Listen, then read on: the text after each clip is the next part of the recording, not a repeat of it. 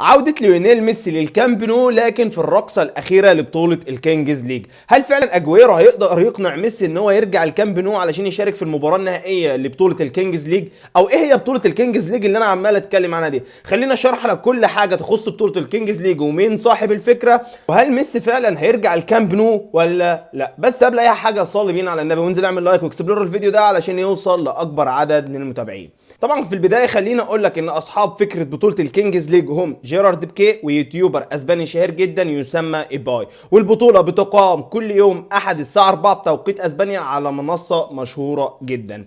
اما عن بطوله الكينجز ليج فهي بطوله دوري مكونه من 12 فريق، كل فريق من ال 12 ليه رئيس، اما لاعب مشهور جدا او ستريمر اسباني موجود. واشهر رئيسين موجودين في البطوله طبعا هم ايكار كاسياس واجويرو. جميع المباريات طبعا زي ما قلت بتتلعب يوم الاحد وبتبدا من الساعه 4، ومده المباراه 40 دقيقه على شوطين، كل شوط 20 دقيقه. وطبعا المباريات زي اي بطوله ليجا عاديه بتتلعب مباراه ذهاب ومباراه اياب.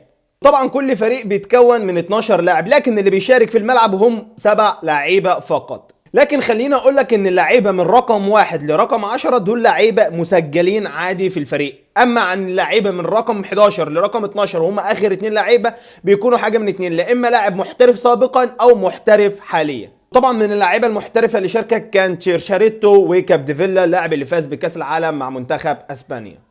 لكن طبعا البطولة ليها قواعد مختلفة، زي مثلا ضربة البداية زي لعبة الووتر بولو، وعدد التغييرات غير محدودة، ويحق لكل فريق ان هو يطلب الفار مرة واحدة بس في المباراة. اما عن ضربات الترجيح فهي بتتلعب من نص الملعب، واللاعب قدامه 5 ثواني فقط علشان يقدر ان هو يسجل، زي لعبة الهوكي الجليد.